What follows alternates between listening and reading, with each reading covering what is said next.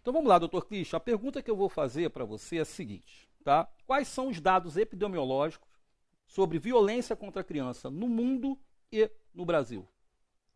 Os piores possíveis. Cresce em progressão geométrica. No Brasil, cresceu nos últimos 10 anos 87% a violência contra crianças e adolescentes. Hoje temos uma média de 180 mil casos ano de violência contra mulheres, crianças e adolescentes. Seja as violências gerais, que a doutora Aline trouxe, principalmente a violência sexual. Então, hoje, o grande fenômeno, o grande problema no Brasil, ao meu ver, Alfredo, é a violência sexual. São os Sim. casos de incesto, os casos de estupro contra vulnerável, de estupro geral, de abuso, de assédio. Então, os crimes sexuais viram uma grande, quase um quadro patológico na sociedade. Então, o Brasil, por exemplo, só empata com a África do Sul e com a Índia em termos de casos de abuso sexual. Então, é algo para nós que somos profissionais da área forense, que atuamos diariamente na área forense, é preocupante. E temos os casos de violência física.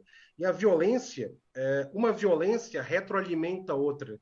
Então, uma criança que é vítima de violência sexual também é vítima de violência física, também é vítima de violência psicológica e assim sucessivamente. E, doutor Christian, ao que você atribui esse aumento da violência em progressão geométrica no Brasil e no mundo? Isso aí seria uma melhor qualidade dos registros? Isso aí teria alguma mudança cultural? O que que você, a que você atribuiria esse aumento? Acho que é um conjunto da obra. A investigação, o bom trabalho policial, a questão cultural, social, as políticas públicas que solicitam que se divulguem esse tipo de violência. As pessoas não aceitam mais apanhar de boca calada, sofrerem abusos de boca calada. Há muita subnotificação, é verdade, mas as notificações estão aumentando muito. Então, uma percepção cultural está vindo à tona, a consciência, os direitos, os deveres, as necessidades e aquilo que nos torna mais humanos. Então, uma sociedade ela se aperfeiçoa, ela melhora dentro do seu histórico, dentro da sua caminhada, dentro da sua jornada, porque somos viajantes numa jornada que é a vida. E à medida que essa jornada perpassa épocas, tempos, eras, nós temos especificidade daquele momento. Então, por exemplo, um crime de pedofilia em alguns momentos da história parecia não ter nenhum problema. As normas sociais, se a gente for ver na história do direito, as normas sociais, em termos sócio-históricos, são muito recentes. O primeiro código de ética da história é do século XVI na França. Então, em termos de moral, em termos de ética, temos muita dificuldade. Basta ver a corrupção, não precisa ir muito longe, basta ver a corrupção. Você vê o aumento da violência contra a mulher agora na pandemia, o aumento de violência contra as crianças e adolescentes e contra a mulher na pandemia, não só no Brasil, no mundo inteiro. Ou seja, no momento que as pessoas precisaram, as próprias famílias, não são Sim. pessoas estranhas, as próprias famílias precisaram estar mais juntas, né, perceberam que havia dificuldade de compreensão, de interrelação e de diálogo. Né? Somos pessoas únicas, com personalidades únicas, que se relacionam com outras personalidades e com outras pessoas com percepções diferentes. E isso gera conflito. Então, apesar dos conflitos ainda serem muito humanos, eu entendo que a tomada de consciência de uma série de direitos, né, veio à tona, né, principalmente na última década, e isso também aumentou o número de notificações e de percepção. Então, muitas vezes, quando a gente observava, e tinha aquela velha história da minha geração, em briga de marido e mulher, não se mete a colher, se mete sim. Se é para salvar uma vida, se mete sim.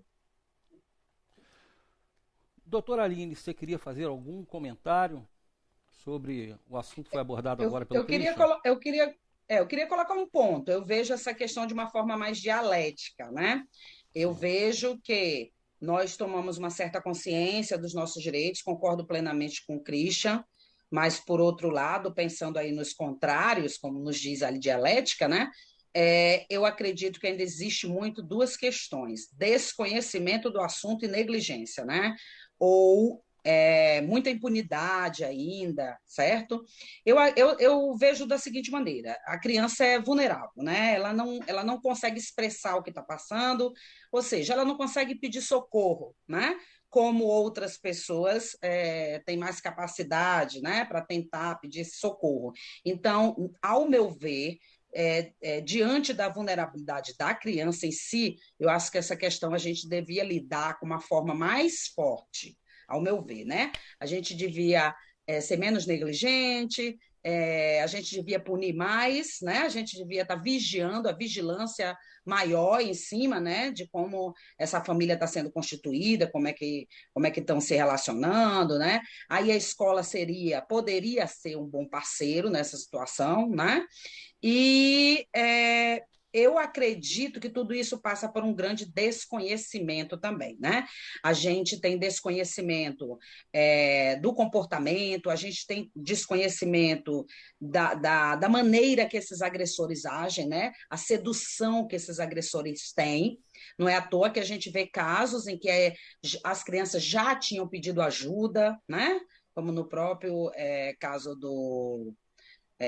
esqueci o nome do garoto agora, que o Christian fez até uma live, né? Christian, esqueci agora, que ele Bernardo. já tinha, do Bernardo, que ele já tinha pedido ajuda, né? As pessoas estão muito preocupadas com determinados pontos que eu acho que ele ajuda a limitar um pouquinho. Por exemplo, se a gente fala da psicologia jurídica como um todo, no Brasil, há uns 10 anos atrás, 8 anos atrás, os livros de psicologia jurídica, no primeiro capítulo até o último, se falava em adoção, guarda de menor e alienação parental, tá? Não querendo dizer que isso não são assuntos da psicologia jurídica, tá?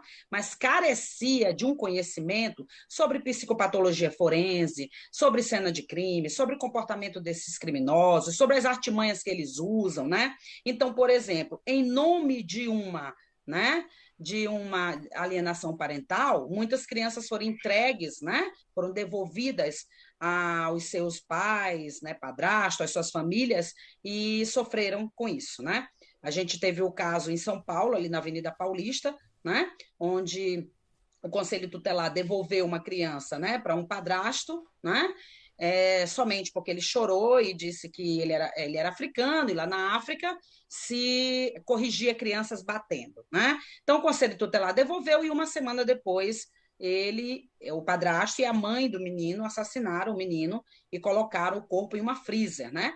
Passaram a freezer da parte de baixo, que eles tinham tipo uma lanchonete, uma sorveteria, alguma coisa assim, botaram na parte de cima, onde era a residência, mataram a criança, botaram uma placa na porta, estamos em reforma, e isso deu tempo para que eles fugissem para a África, né?